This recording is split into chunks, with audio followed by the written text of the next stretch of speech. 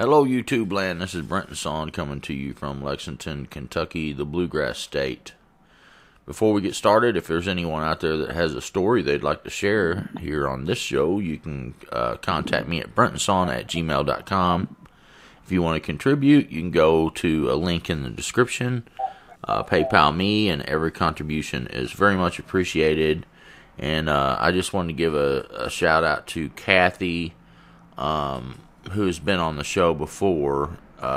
She sent me a letter in the mail and stuff, and made a donation, and I so much appreciate it, Kathy. And you've been such a great fan and a guest also. We're gonna have James on the show from East Central Indiana. And he's going to give us some updates on some stories that he has collected from East Central Indiana. And he's going to share as much as he's collected so far, and he's going to be collecting more. And then he's going to come back again at a future time. So I hope you all enjoy this. And after this, we're going to have Kyle, who is going to share some paranormal type stuff from Ohio and Iraq and things like that is going to be very interesting. So, hope you all enjoy. This one guy that I have breakfast with, he's a good old boy. I didn't know exactly who he was, but his family was real big here in the community for many, many years. And I've been having breakfast with him like almost every other day. And we got on the subject of wild animals and stuff, and he told me this story that happened not too far down the road from my house, but he didn't tell me when, what year it was. But I just found it kind of interesting, so I thought I'd let you know about it. Yeah, man, that's awesome, dude. So where'd you know this guy from? Just met him at the restaurant where I have breakfast every day, and we just kind of started talking and hanging out, and he told me about this story. And I was kind of like blown away, and did you bring I was up trying to find out more. Did you bring up the Bigfoot? No, I didn't bring it up. He brought it up. Oh, he cool. brought it up. Yeah, he brought it up. Yeah. Awesome. And I was going to try to find out more that day, but he had to leave and get to work, so I haven't seen him since. But I know where he lives. I'm just going to stop in out there and talk to him if I get enough time. So. Yeah, awesome. Well, what did he tell you? Well, what he told me was we were talking about wild animals and stuff here in the area, and we got on the conversation of the DNR up here let 2 black panthers loose here back in August, I think it was, and they didn't let the community know about it. Now they're popping up here and there, and a buddy of mine caught one on trail camera. And then the guy that I hunt with, his dad saw one cross his property out there where he hunts, and he got a hold of the DNR, and he questioned him, and finally this DNR officer broke down and told him, yeah, we let 2 black panthers loose out here in Delaware County and Randolph County to help with the coyote population, which I thought was really strange. I've never heard of a panther or a cougar, mountain lion, whatever, going after coyotes. So I just thought it was kind of weird. And I brought that up to my new friend out here at the restaurant. We was talking about animals, and he was talking about coyotes and stuff, and he stopped and he started laughing. He said, I'll tell you something that happened years ago.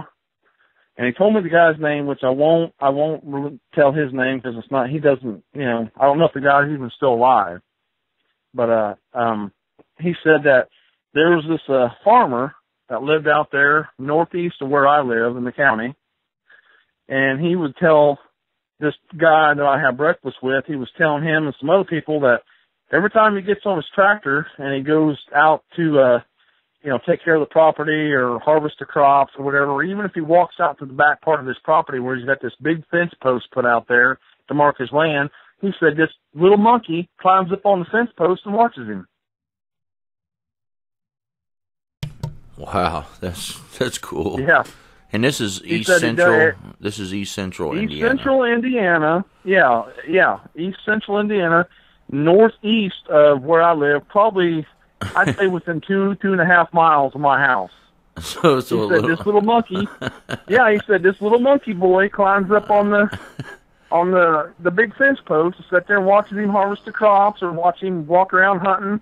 He said he never got too close to it because he didn't know what it would do to him, you know. But he said it would, every time he'd go out there, he'd come that little monkey boy, and he said he'd climb up on that fence post and just sit there and watch him like a hawk. Did he give a description like how big it was or anything?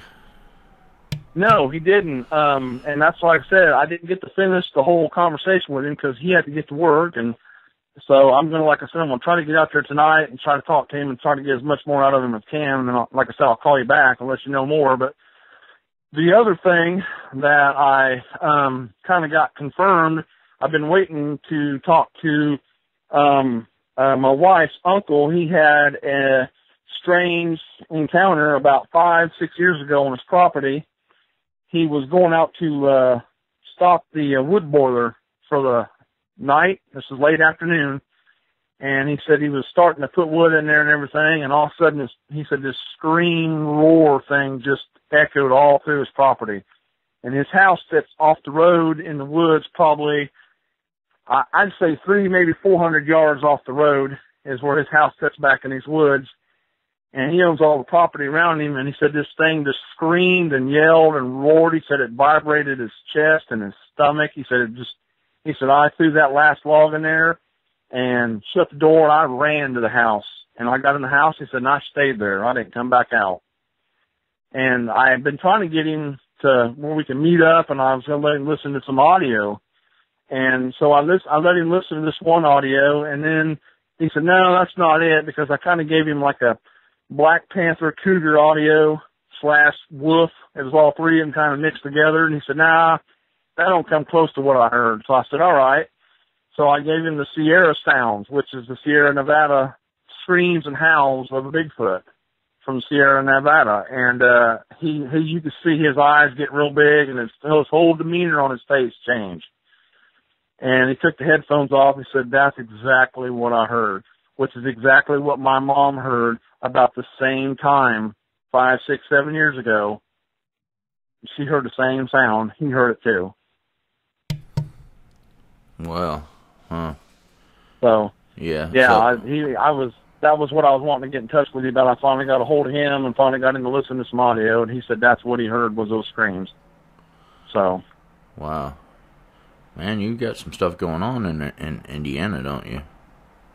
Yeah, like it doesn't happen all the time. It just, every little bit something will pop up or somebody will say something. But I've never heard the story about the little monkey boy.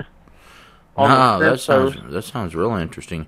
And if it was a little monkey boy, it makes you wonder where the adults were, unless it was the little people type thing, the hairy type little people, Yeah. Sometimes people mistake those for juvenile Sasquatch. We've been hearing more about those. I guess you heard the show that I posted yesterday.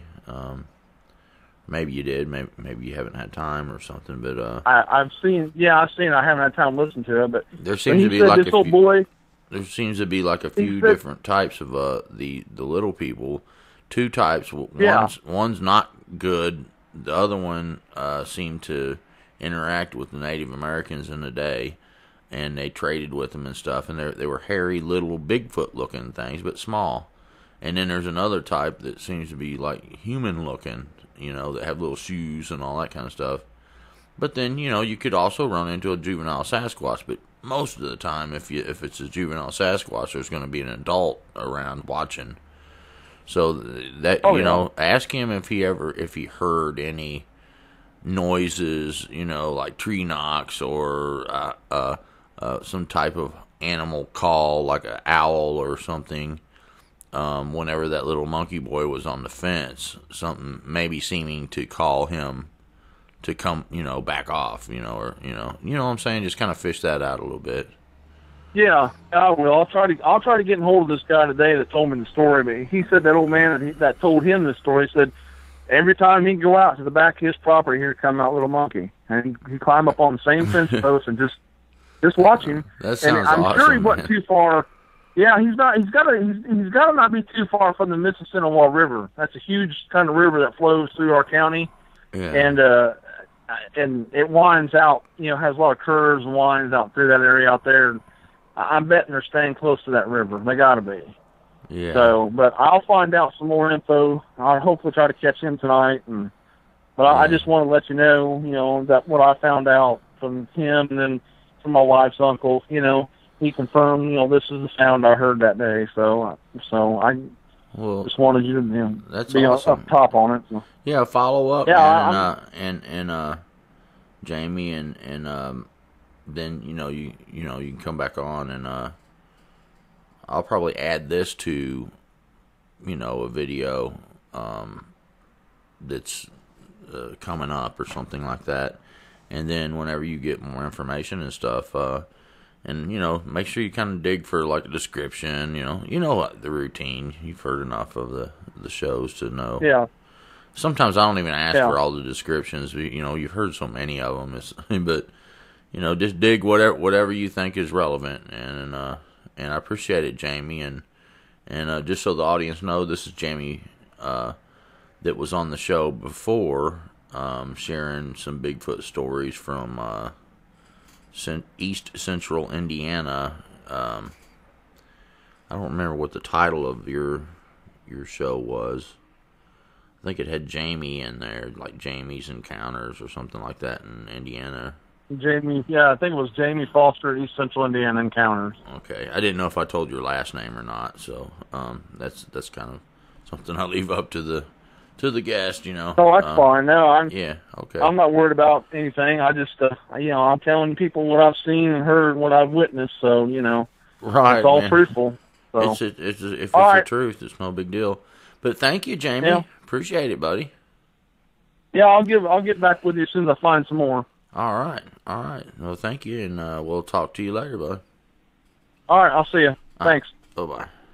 But today we have Kyle, and I'm going to let him introduce himself because after this ambulance passes, oh my goodness, I used to complain about those ambulance passing until I had to ride in one going right by my own house.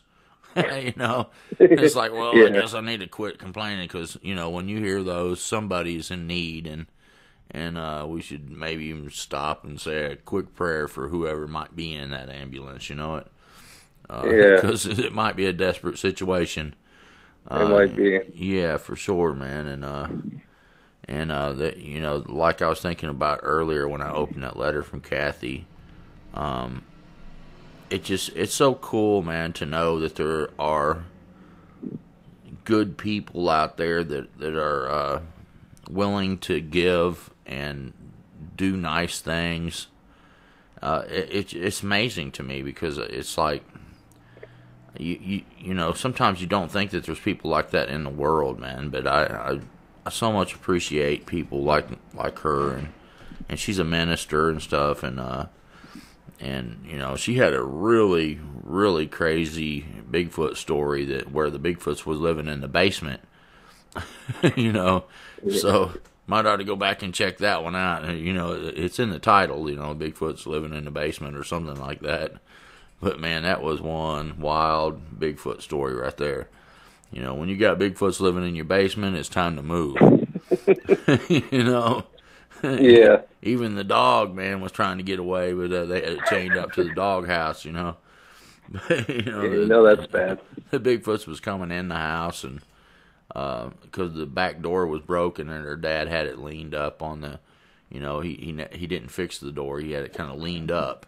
So at nighttime, this thing would come in the house, and sometimes a group of them would come in the house, and it would scare her to death, and her cousins. But anyway, go check that video out. But today, I think, Kyle, buddy, you have some paranormal type stories, I guess, right? That's right. All right, man. Well, introduce yourself, man. I'll give you the floor, and just go right into your stories, if you would. All right. Well, my name is Kyle. I'm from Northeast Ohio. And my story goes back to when I was around 10 years old, maybe a little bit older. One of my dad's cats passed away. And after he passed away, he used to leave, when he was alive, he used to leave little gifts around the house. We'll do what normal cats do and go catch moths or mice or something and put them in the hallway between our rooms. Well, after it passed away, a few months later, we started seeing those mice and moths appear again. And then my dad would complain every morning because he said he would feel a cat walking around his bed at night. And at that point, we didn't have any more cats. So every night he would feel this cat walking around his feet.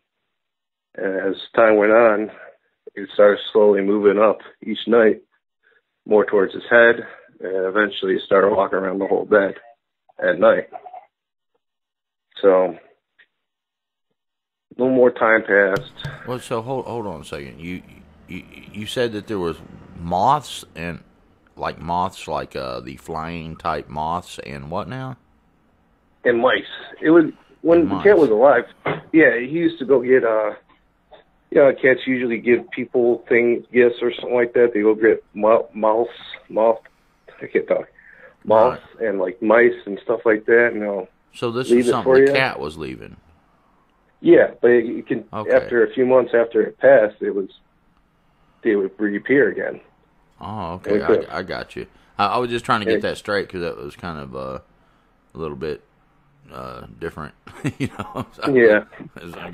I guess the best word is different. But yeah. Wow, that's okay. I get it now. All right, go ahead. I'm sorry. All right. Well, probably about a year after all this build up, the cat stopped being a cat, and it wasn't really a cat anymore. It was footprints. It was like a kid walking around the bed. And after this point, we hear at like 1 o'clock in the morning, you'd be out in the living room, you hear the door handles on the bedroom door start shaking and rattling, and the doors would open on their own. And then a few months later, I went to my dad's room and talked to him for about something. It was probably about 10 o'clock at night, and his bed was made, and we were talking, and we had the lights on, which was weird.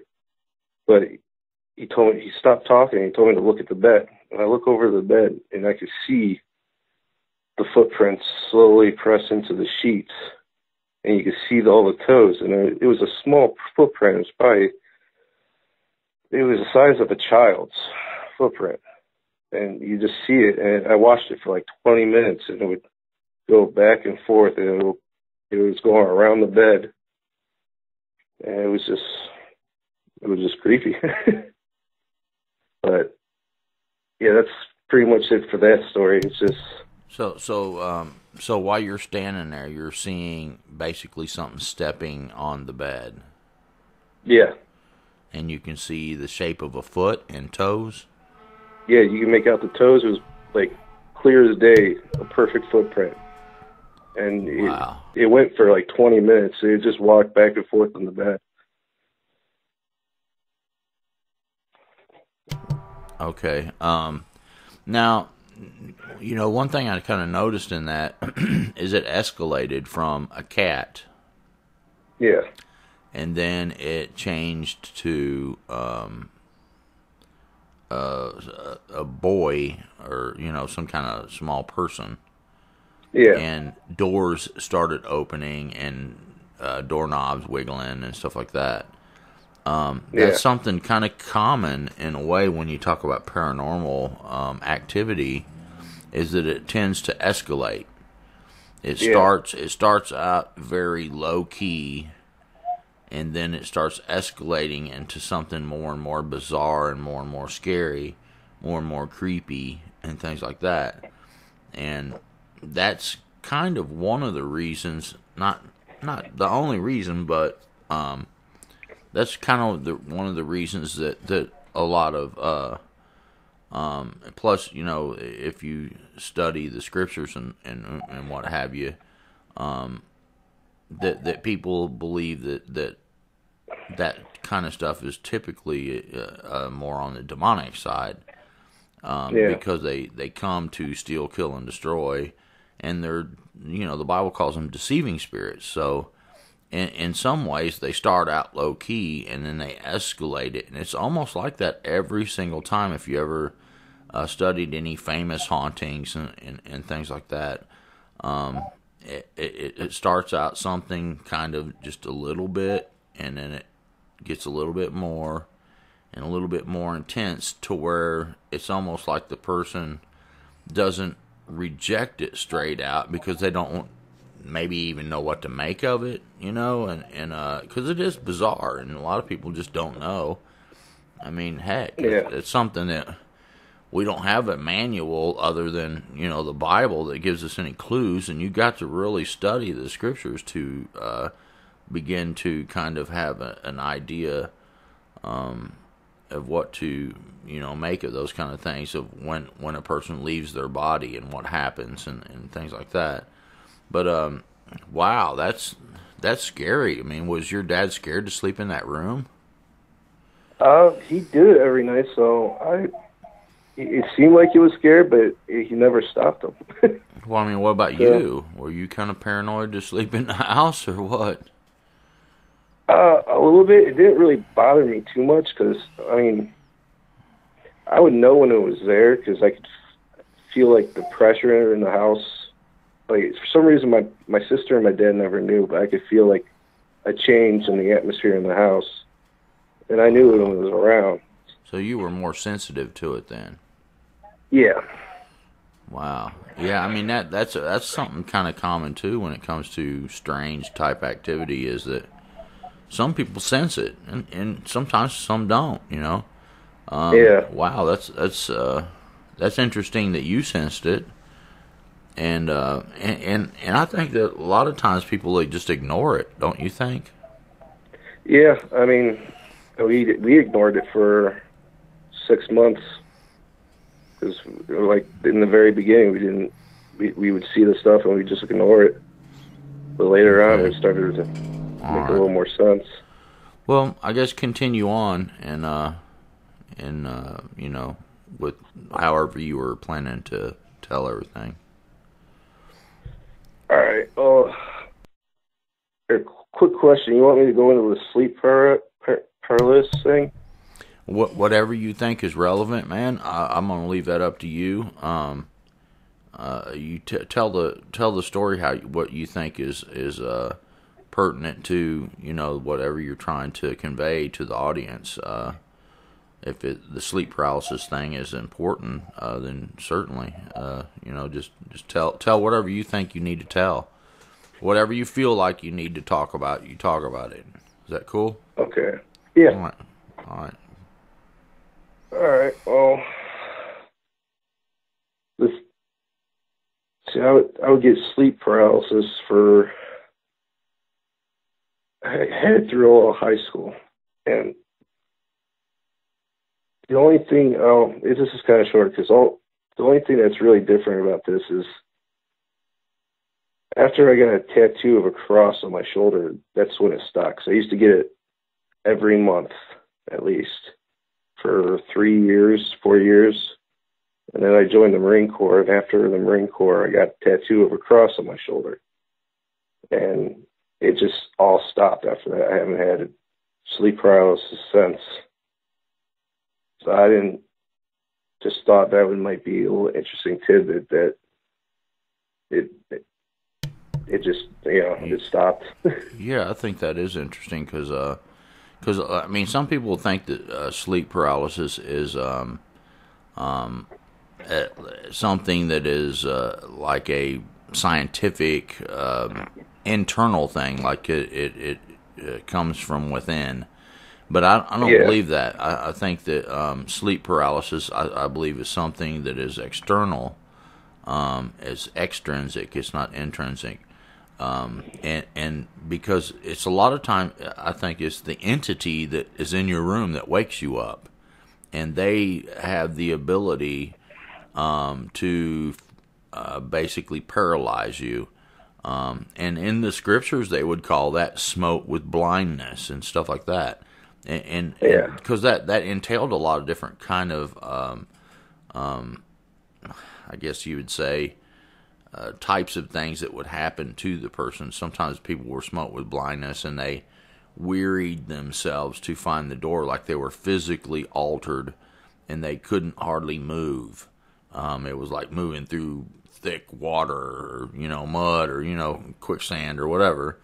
And sometimes they were smote and they would forget, maybe and be abducted and moved over to another city or something, and their eyes were open.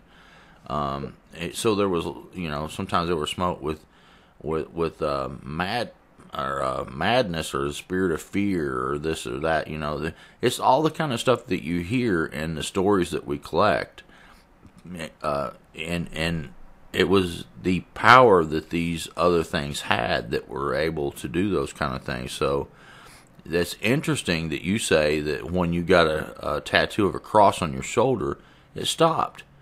There's a reason for that, That's not just a coincidence. I don't think that you were having it. You got a tattoo of this cross on your shoulder, and then all of a sudden you didn't have it no more. So that to me is a little bit of evidence, circumstantial, I guess, but it's interesting that you even put those clues together, and and kind of wonder about it. Yeah. Well, it would. Yeah, it would. I don't know. It would freak me out every once in a while, or every time it happened. So I started researching it, and I could never find a cause. This is what it is. It was always guessing. It seemed like they say it's bad sleep habits and other stuff, but there's nothing definitive that says this is what's happening to you. They know how it happens, but I made a video on it a while back, and they were basically saying that you're in between these different modes of sleep, so your body's still paralyzed, and it's that defense mechanism so that you, when you're dreaming, maybe like you're running or something, you're not going to beat yourself up while you're sleeping, so your body's paralyzed. But, you've even seen dogs, that are sleeping, and they're like whimping and whining, and twitching and stuff, and you can tell they're dreaming. So there is a certain aspect to that, but sleep paralysis, when you actually wake up and your body's frozen, I don't believe that is what they think it is. I think that it's I think it's something that woke you up, and there's a few reasons why I believe that, because I think that you sometimes will wake up spiritually, and sometimes you wake up physically, and it kind of confuses the whole situation. Because I remember one time I woke up and I went into the kitchen and I was trying to turn the light on, and my hand was going through the light. I woke up like my spirit man woke up, and I got up, and I basically got up. My body was still in that bed. I went into the kitchen, and I was sitting there trying to flick the light on. I was like, I was like, man, there's something wrong with this light. And I noticed my hand was going through the light switch, so I turned around, I started going back toward my bed, and the next thing you know, I was waking up in my body. And and I've had another time where I woke up and I was looking at a spot in my room, and then all of a sudden I woke up again, and my eyes cross-faded over to where my physical eyes were looking. Basically, when I woke up spiritually, like my spirit man, when you come out of your body, you know how when people have near-death experiences, they can see stuff, they can hear stuff, they can feel stuff. So your spirit body has feelings and eyesight, and it has thinking and everything. So when that part of yourself wakes up, you're able to look around a room. But then when my physical body woke up, my eyes were actually looking to the left, and then they cross-faded over to the left, because when I had woke up kind of like spiritually first, like my spirit man was alert all of a sudden, and I was looking over to the right side toward the door of my room, and then my body woke up and it cross-faded over to the left, and I had been asking God, it's like, God, can you please explain some of this to me?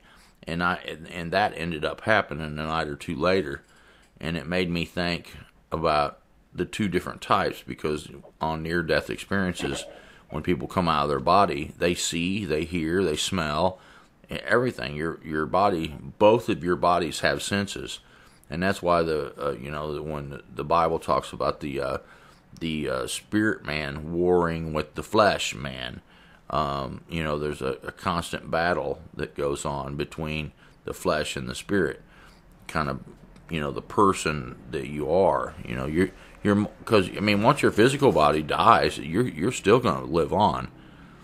You have another body that's inside that body. But anyway, continue on, I guess. I'm adding my 2 cents as we go, I reckon. All right. The next encounter that I had was when I was in Iraq. I was in Fallujah, Iraq, and it was middle of the night. We just woke up and we got to our post. It was our turn on post. And me and my buddy were sitting it's like a wood shack, basically. In this wood shack with a 240 machine gun with us. And we have night vision, thermals and whatnot. And we're just kind of just hanging there watching over. And the area where our post looks over there's a road right in front of us, and right past that road is a little wall, and then it's all graveyard.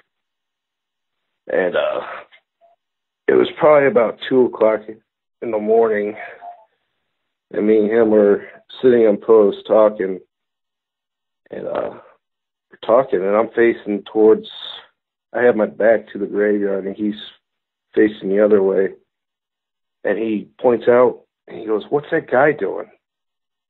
And I look over, and you see this shadow of a guy. He's walking across a graveyard, and there's not supposed to be anyone in there. So I start looking for him, and through the night vision, and he's watching him, and I can't find him with night vision. So eventually I give it to him, and he's looking for him. He can't find him, and I'm watching him, and he's making his way across the graveyard. And we grab the thermals, still nothing.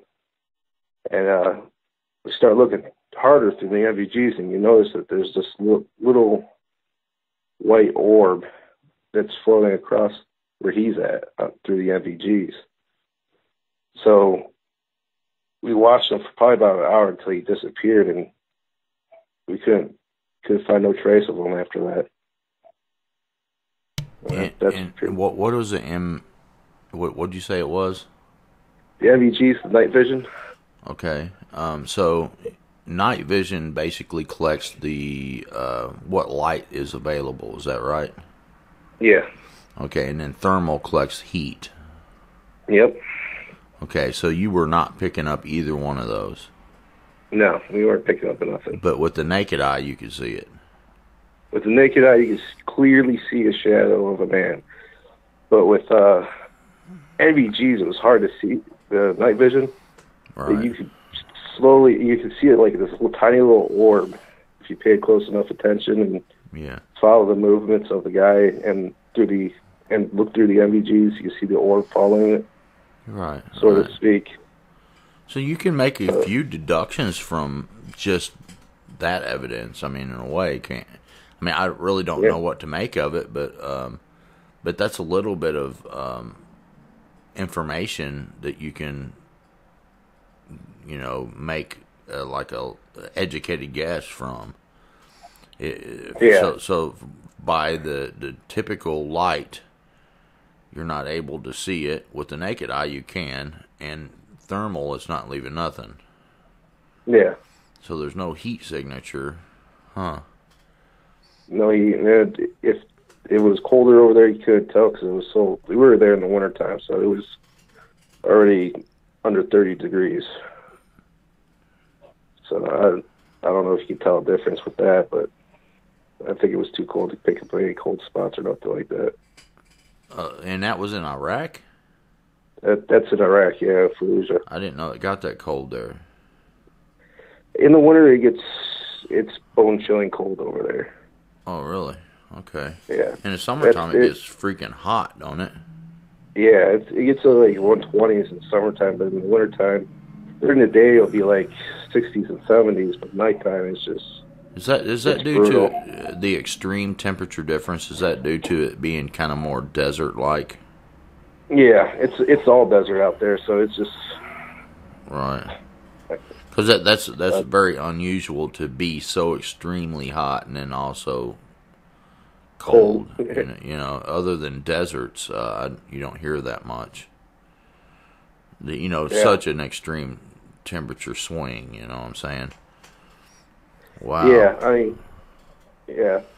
So what do you think that was? Some type of paranormal entity? Yeah, because I mean, we saw other ones throughout our time there. We kind of chalked it up to paranormal because we would see them almost constantly after that.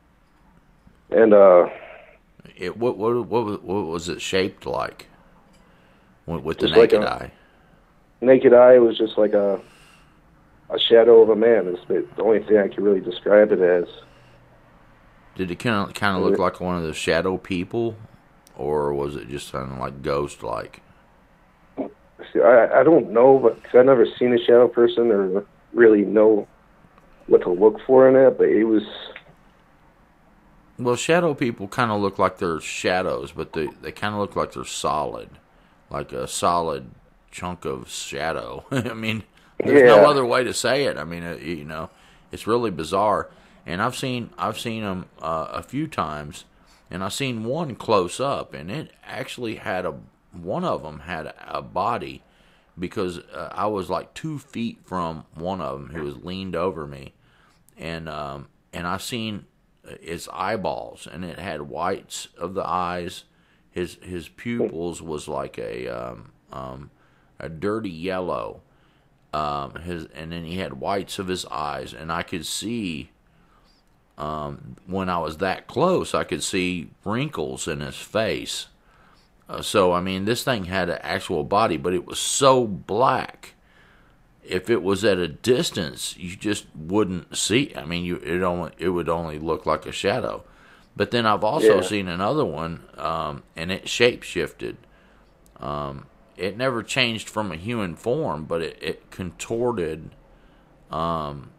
It was like a solid-looking black matter shadow-looking creature, and there was no eyes, there was no nothing. I didn't see any anyway, and it was like standing there like a human-looking form, totally like a man, a thin man, and then it started changing its stance in such a way where like the knees bent backwards and the elbows bent the wrong way, and it made this creepy elongated finger kind of transformation to where it looked like it was trying to scare me with like transforming into something really, really creepy looking, and that was in my Hollow Earth Darrow encounter that I made that video a while back. It was creepy as heck, man. And so I always thought they were like dark matter type shadow things until years later I saw one really, really close up, and maybe it was a different type of thing. I don't know, but that one seemed like it had one of those hoods type, like the monks wear, kind of deal. It seemed like it had one of those on, and I could see his skin was so black it was darker than dark. If it shut its eyes and it was standing off a little bit away, you just wouldn't see it. I mean, Oh. if it was in a dark corner. It was so dark, any light that hit it, it's almost like it absorbed the light. It was unbelievably scary. I'm not kidding you. I was in a recliner, and when I opened my eyes, I just had sat down in a recliner. This thing didn't even wait 30 seconds before it popped up on me, man. I got kicked out of bed for snoring, as when I was with Dana still. And she's like, you got to go to the other room and sleep because I got to get up and go to work. And I was snoring real bad, so I went into the living room and laid down in the recliner, and I just had sat down in the recliner, and I was sitting there adjusting around. I closed my eyes for a second. I opened my eyes up, and he was right there, leaned over me, like staring me face to face, man, like 2 feet from my face. Wow. And that's how I was able to see his pupils and his irises, and it was like, it scared me so bad. I jumped back into the recliner, and the recliner tipped over, where it got top heavy. Yeah. I kind of jumped back into the recliner, and the recliner tipped, and I rolled out onto the floor, on the other side of the recliner. And then the recliner popped back up, and I jumped up, and it was gone. And instantly I start praying, and it's time to start praying when you see something like that. It's like, oh, Lord, please, that'll make a praying man out of somebody when you start seeing things like that. For real. Yeah, I believe it. But, you've, don't you think that maybe in Iraq and places like that, there's been so much craziness and over time that it would be more conducive to paranormal activity? Oh yeah. I mean, we used to do like story swap on posts with other people, and I talked to other guys, and I've heard so many ghost stories from Iraq, and the guys I was with, they did the last tour and I didn't, and they would always talk about the haunted bridge, and they were holding security on this bridge. Well, tell us a story about that. You remember? What's the craziest one you remember? Well, the one I remember, there's a demonic possession one I know, but that one, all I know about is that the bridge was haunted and no one would go under it because something would happen. I can't remember exactly what it was, but the demonic possession one was from one of my sergeants who was there right after the war kicked off, maybe 2 years after the war kicked off, and they were doing a patrol, and this was around the time when they moved. They would you wouldn't really have a post to stay at. You'd constantly be on the move. And they were stopped somewhere on the edge of the city. And every night they hear, this god-awful screaming. And it was getting to the point where it was starting to freak them out. So one of their sergeants decided to do a night patrol to figure out where it was coming from. So they go out and they find this house, and they can hear the screaming coming from the second floor of this house. So he tells my sergeant, who was a new Marine at the time, to get on the shoulders of another Marine and look inside. So he does, and he gets up there, and he looks through the window, and he sees a girl in like a white dirty dress, and she's chained to the wall. She's got a collar around her neck and is chained to the wall, and she's standing in the corner. And as he peers in, he says she does this like back bend, like Matrix style back bend, and looks him in the eyes and shakes her finger like he did something wrong. And at this point, he falls off off the Marine, and they all take off and go back to the main base. And the next morning, they go back to the house and talk to the people that have the house. And apparently, it was their daughter who was possessed, and that was she would only eat rocks and what was it? It was rocks and something else off the wall that was not normal. That's all she would eat. And then she would eat rocks? Yeah, rocks. Oh, my rocks goodness. Rocks and something else. And that throughout the night, she just screamed. So this wasn't like an apparition. This was real. Yeah, this was real. Oh, my goodness. Dude. Yeah, I mean... Wow. Man. Golly, I don't even know what to think about that. That's a crazy one. Oh, my goodness, man. It's time to get a minister up in there. Yeah, I mean, I don't know where that one was at. I mean, since they're like mostly Muslim over there, they don't really know much about deliverance, do they? I don't think so. I mean, there's Christians there. Yeah, but they've killed them mostly. Well, now they have. I mean, I think back when we were there was a good amount. Yeah, now there's only like 2% left. They used to be the highest population of Christians in the world. I mean, every area, like in the Bible, where Paul and them wrote letters to, was in the Middle East. It was in those areas. That's where the churches were, and now it's like almost non-existent. So they're not. They don't really have a way to deal with those things other than some of the little taboo kind of ways of smudging and stuff like that. But that doesn't ever really work. Sometimes it works for a day or two, and then the stuff comes back. But what else other stories have you heard?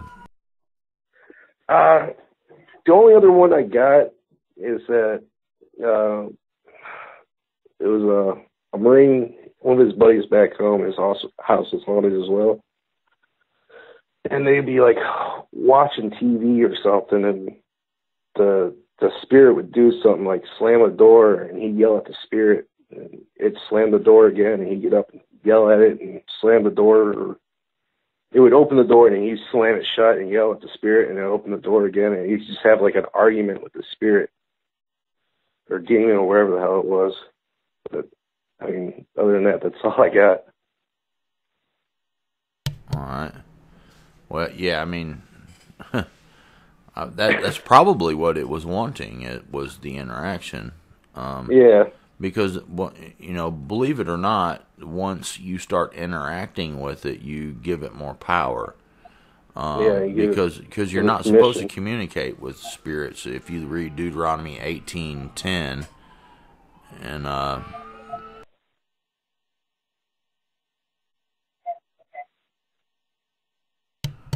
sorry about all the ambulances and stuff like that are cruising by, man. It's like a heyday around here, man. I don't know what's going on, one after another. But that's where I live, and have to deal with it for now. Until I soundproof this one wall. I have replacement windows on the front of the house, but in this room, it's old style windows, and it just lets the sound right through. Yeah. And it is what it is. Takes a little bit of materials and effort and money to kind of fix a deal like that. I've got some of it soundproof, but that one area I don't have soundproofed yet. But wow, man, that's some crazy stories, dude. For real. Yeah. Do you feel like any of this stuff has followed you around or affected you long term, or not? No, I mean, I'll tell you one thing though. I don't watch any like the paranormal movies or nothing like that. I don't want nothing to do with them. Right, and I hear you. I don't watch scary movies and paranormal kind of stuff at all.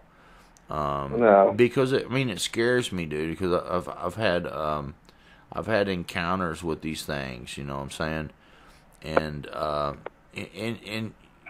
it was. I remember when I was young, there was people that messed around with Ouija boards and stuff like that. I would do that. It's like, are you crazy? Yeah. They just didn't know. I mean, because they, if they had an encounter with something, they wouldn't mess with it. But a lot of times it just seemed like a big joke.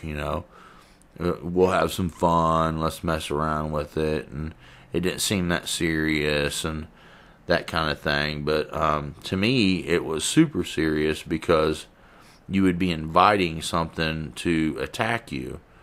And I didn't want to do that because, I've already had a few attacks, and it's like, man, I didn't ask for it at all.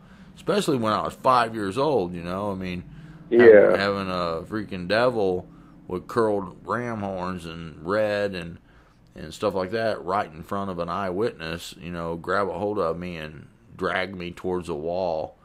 That's pretty darn scary stuff. And I couldn't even deny it. I wanted to say I was sleeping or, I had sleep paralysis or something. But, the eyewitness was like, nah, dude, I saw it, man. It had a hold of you, and it was dragging you towards the wall. And it was about to take you through the wall. And, I had nightmares for 10 years over that. Wow. So messing with a Ouija board, no way. I would never do something like that. But you sound fortunate. Are you a Christian? Are you a believer? I'm a believer. I don't go to church though. Well, I mean, if you're a believer, you believe in the Lord, right? Yeah, I do. Okay, well, the Lord knows that, He'll still protect you. You belong to Him, If you believe in Him, the Bible says that if you believe in your heart that God raised Him from the dead, like you believe in the resurrection, basically, and you confess with your mouth that He is Lord, and if you believe He really is the Lord, then you shall be saved. And once you do that, man, I mean, you really do have divine protection. Because that's when my nightmare stopped, is when I got saved and I got baptized and stuff. And you don't even really have to be baptized in a way, because if you think about when Jesus was on the cross, there was a thief on both sides of Him. And one of them was kind of mocking Him. It's like, well, if you're the Lord, why don't you call angels down from heaven and blah, blah, blah. And the other thief on the other side, he was like, man, do you not fear God? You're sitting there mocking this guy. He's not done nothing wrong. He's being crucified, and he's innocent. And then he said to Jesus, he said, Lord, please remember me when you come into your kingdom. Because he knew that the Lord was about to die. And the Lord said, amen, which means true. He's saying, truly, you just said something that's very true. And he said, you will be with me in paradise today. This dude did not have time to come down off the cross and get baptized. All he did was admit that Jesus was innocent, he was guilty, and that Jesus was the Lord, and please remember me. That's all he did. And Jesus said, you will be with me in paradise today. And that is awesome example of what it takes to be saved. It's believing who He is. You know what I'm saying? Yeah. What do you think about that? I agree with it. I mean, I believe that God doesn't need a church, that His church is everything. So we should try to find a church. I mean, if we can find one to go to. Now, I've had, when I lived in Richmond, the town over from Lexington here, I had this one church, man, I really, really loved it. I went there every time the doors was open, And then my mom went to a different church, and I went to her church with her on Sunday nights and stuff like that. And it was awesome. I was going more regular. And then when I moved, and the church started having some turmoil, and they ostracized the pastor and stuff like that. So once I moved, I didn't have a church for a long time. And but the Lord, I was still having church, because church is when you have two or more gathered in His name. Me and you talking right now, we're having church. We got other people listening on. That is church. It's a gathering of people. Church, basically, the word in the Greek is ekklesia, and it means a gathering of people. And it's not only used just for church, but it's used for other type of gatherings. You could have a bad gathering of people, and it's ekklesia. So the word church, in some ways, is kind of made up by people. Okay. You know what I'm saying? But that's why when Paul talked about it, he was like, don't forsake the assembling together. If you've got some people around your area that that assemble together to talk about, the scriptures and stuff like that, you should try to go. So, just make an effort to find a place where people like-minded, gather together. It might even be the internet. I don't know. I was thinking about starting a church on the internet, just another channel. Say, hey, man, on Sundays, we can go live and talk about the Bible, and have two or three people that can come on as guests and talk about whatever they're thinking about, and something like that to make it kind of fun, but just kind of gather together, and that would be church. You know what I'm saying? Yeah. No, I'm still pondering on that, whether that would be a good thing or not. Whether people would show up or not, I don't know.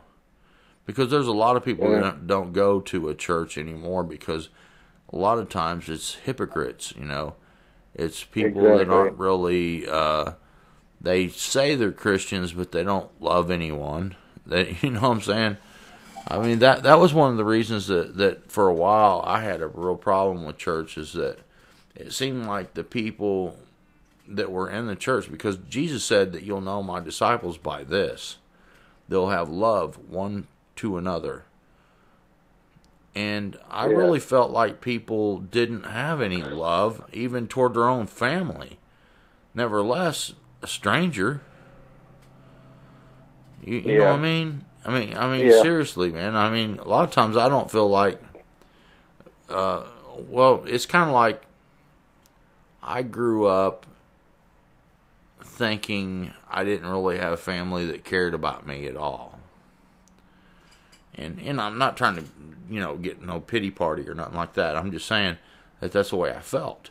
And, my family didn't really care about me being around, and they didn't, that kind of stuff. And then, I get this YouTube audience, man, and I have a lot of people that care, and they're like, man, we care about you. And it has really changed my attitude on the way people really are in this world, man. There's a lot of really good people that care about other people, and that are loving and kind and generous and gentle and and all those kind of things, and it really saved my opinion on the condition of humanity in a way, because there's a lot of good folks out there, man. I mean, you seem like a good fella, yeah, man. I think you'd be an awesome friend to have. You seem like a really nice person that cares about stuff, and I kind of got lost for a little while on believing that there were people like that out there, and I don't know, that's just kind of where I've gone here lately with my thinking. Sometimes you just don't think that there are people care about anyone. You know what I mean? Yeah. Well, I know that feeling. Right.